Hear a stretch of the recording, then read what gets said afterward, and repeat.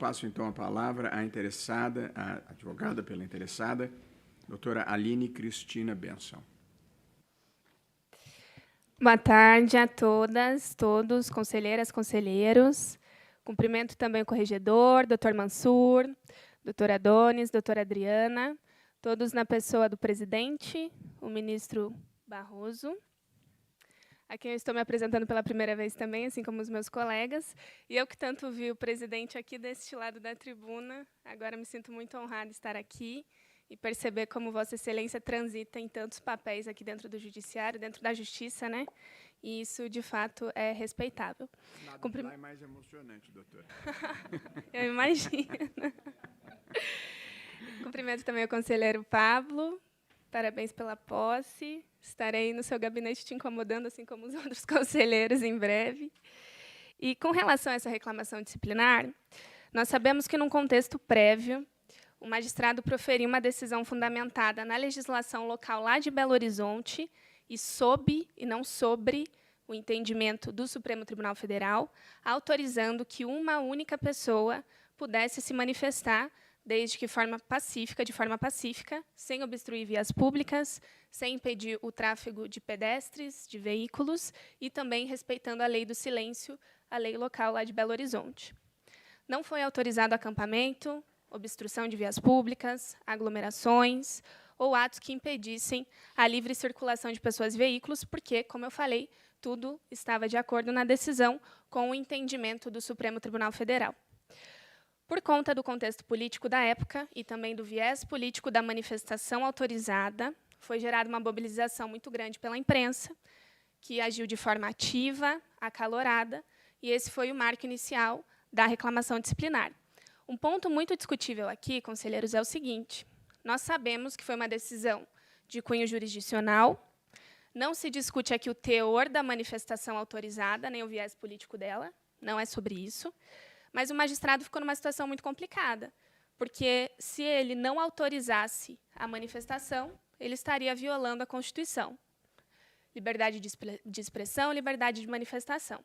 Como ele autorizou a manifestação, ele se deparou com essa reclamação disciplinar agora, e, se ele se mantivesse omisso, também responderia de alguma forma.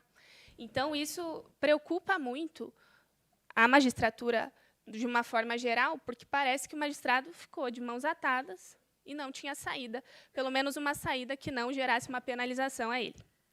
De qualquer forma, a reclamação disciplinar se baseou em dois fatos principais, dois itens principais. O primeiro, abre aspas, de notícia amplamente veiculada pelos meios de comunicação, e o segundo ponto são as postagens nas redes sociais do magistrado que teriam um cunho político-partidário. Nos autos, respeitosamente, excelências não têm nem elementos acerca de quais são as notícias e quais são as postagens. Então, a defesa fica numa situação também complicada porque não sabia o que se defender ao certo.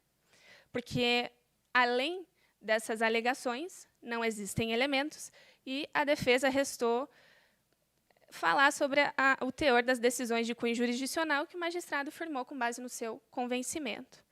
Mesmo sem esses elementos nos autos, foi determinado o afastamento cautelar do magistrado e a suspensão de todas as suas redes sociais, assim como abordou aqui o corregedor. Com relação à suspensão das redes sociais, isso não prejudicou muito o magistrado, porque ele não era ativo nas redes sociais. Ele contava com 45 amigos no Facebook, seguia 4 pessoas no Twitter, não tinha postagens no Instagram. Então, de fato, isso não gerou grandes impactos na vida do magistrado. Tudo isso foi certificado nos autos. Nos próprios autos, a defesa juntou prints e uma ata notarial das redes sociais do magistrado. Estão lá os documentos ID 4998680 até o ID 4998692.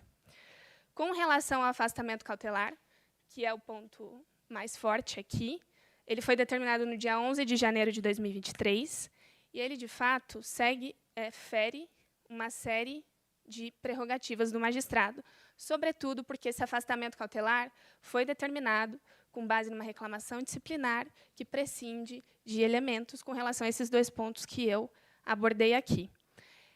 O afastamento cautelar é muito grave para um magistrado e fica muito mais grave diante desse cenário. Grave, e nesse caso prejudicial, ao próprio judiciário. O Dr. Wallner saiu da vara em que ele atuava com um total de 0 conclusões, isso foi também atestado e juntado nos autos, e agora essa não é a situação mais de onde ele atuava. Então, teve um prejuízo para o magistrado e para o próprio judiciário. E essa situação toda, esse cenário, gera uma insegurança para a própria magistratura, que fica num cenário temerário com essa possibilidade de sofrer um afastamento cautelar numa situação parecida, em que não há uma apuração mínima e o magistrado acaba sofrendo uma penalidade imediata por conta de uma decisão que ele proferiu com base no seu livre convencimento. Então, a AMB objetiva aqui o arquivamento dessa reclamação disciplinar e, sobretudo, a consequente revogação do afastamento cautelar do magistrado para que ele retorne imediatamente à sua jurisdição e a produtividade da vara retorne ao que estava também. Muito obrigada.